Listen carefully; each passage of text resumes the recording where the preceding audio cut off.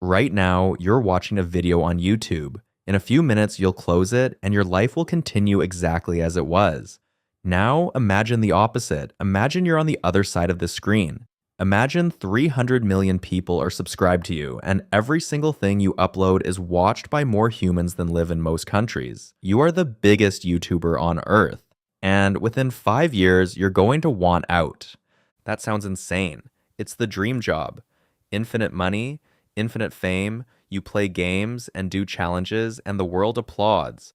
But the people who actually reach the top of this platform describe the same arc again and again in interviews and breakdowns and goodbye videos.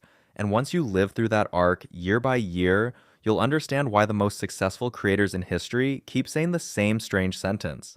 I can't stop. Not I don't want to stop. I can't. Let's start at year one. The blowup.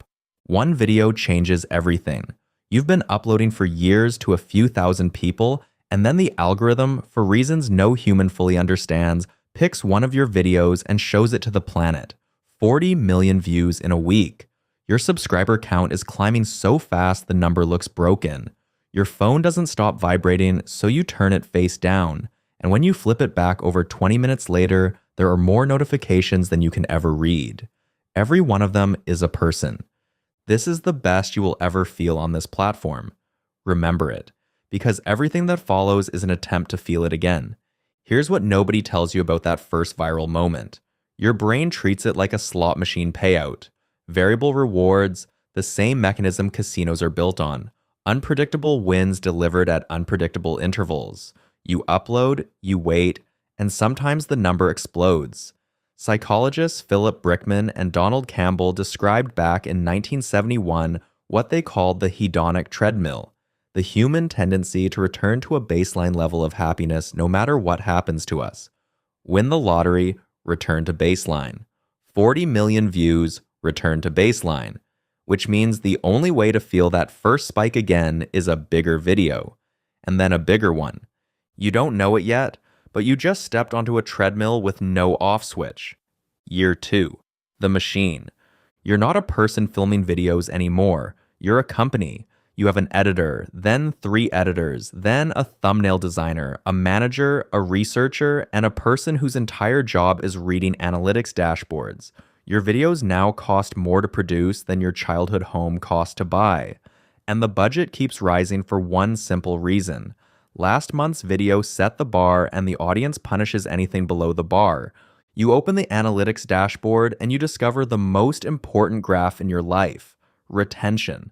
A line that shows the exact second every viewer clicked away. There's a dip at 412. Why? You rewatch your own video at 412 like a detective studying crime scene footage. You pause too long. You'll never pause that long again. And this is where something quiet and irreversible happens. You stop making videos you like. You start making videos the graph likes. Creators call it audience capture, and it works like erosion. No single decision feels like surrender. You just trim everything the data punishes and amplify everything the data rewards, and 3 years later, you look at your own channel and you cannot find yourself anywhere in it. Are you the creator, or are you the algorithm's employee? Year 3. The fame gets physical. You can't go to a mall anymore. Not because of one fan, fans are wonderful, but because of math. If 1 in 1,000 people recognizes you, a crowded mall contains 30 encounters, and each encounter draws a crowd. And crowds draw phones, and phones draw bigger crowds. You start doing groceries at 2 a.m. You start wearing hats and looking down.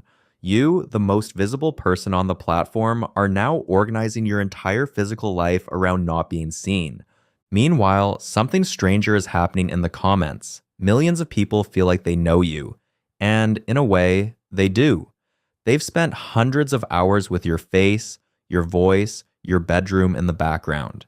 In 1956, 2 researchers named Donald Horton and Richard Wohl studied television audiences and coined a term for this: parasocial relationships.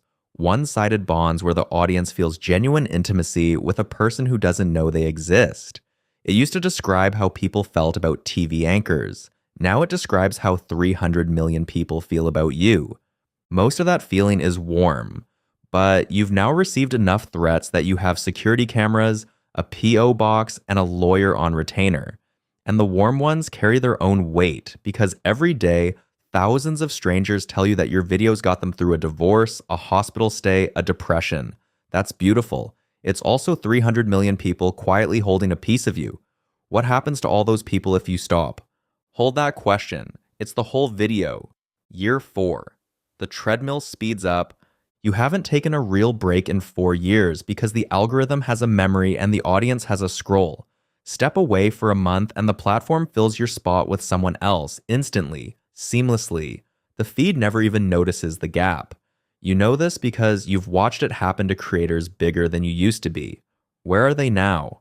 Exactly. So you upload through everything. You upload sick. You upload the week of a funeral. Your last 3 vacations were filmed, which means they weren't vacations, they were shoots in nicer locations. Psychologist Christina Maslach spent her career defining occupational burnout and measuring it across professions, and her research identifies 3 signatures: exhaustion, cynicism, a collapsing sense of accomplishment. You now check all 3 boxes while running one of the most successful channels in the history of the internet. Your accomplishments are objectively enormous and you feel none of them because the dashboard resets to 0 with every upload. A video gets 30 million views and your first thought is that the last one got 40. Year 5. The golden cage. Here's the part that breaks people, and it isn't the hate and it isn't the workload. It's the realization that you can't leave. Not won't. Can't. Your company employs 60 people. Their mortgages are paid by your face. Your sponsors have contracts with delivery dates. Your audience, the 300 million, includes kids who grew up on you, and you've read what happens in the comments when their favorite creator disappears. The machine you built to serve you now has its own gravity, and you are the only irreplaceable part in it, which means you are the only part that's never allowed to rest. You finally understand the difference between rich and free. You're one of them. So you do what the biggest creators actually do at this stage. You start searching quietly for an exit that doesn't look like one. Maybe you sell a stake in the brand. Maybe you build products so the income detaches from your face. Maybe you train the audience to love the team, not just you. Every move you make in year 5 is secretly the same move. You're trying to build a version of your empire that can survive your absence so that someday your absence can exist. And some night in year 5, the question finally lands with its full weight. You wanted to be seen. That's why you started a kid talking to a camera, hoping anyone would watch. 300 million people watch now. So why do you feel less seen than when you had 100 subscribers and your videos were just for the joy of making them? Because somewhere on the climb, the thing flipped. You used to make videos about your life. Now your life is material for videos. Every dinner, every trip, every relationship gets silently evaluated for content. You've caught yourself, mid-moment, in genuinely beautiful moments, thinking about thumbnails. The camera doesn't record your life anymore. The camera is your life, and everything else exists to feed it. So here's where the simulation ends, and you get to step back out, to the side of the screen where you actually live. In a few minutes, you'll close this video and your life will continue exactly as it was, anonymous, unfilmed, unmeasured. No dashboard grading your Tuesday. No 300 million people holding a piece of you. You always thought that anonymity was what you'd escape if you ever made it big. But you've just lived the other side of the screen. And now you know what the biggest YouTuber on earth knows. The thing they can never say in an upload without breaking the spell. The dream job is real. The money is real. The cage is also real. And it's made of the exact thing you wished for. Right now, you're watching a video on YouTube. In a few minutes, you'll close it. That, right there, the closing of it, the walking away, the life that continues without an audience. That's the one thing the biggest YouTuber on earth can't buy.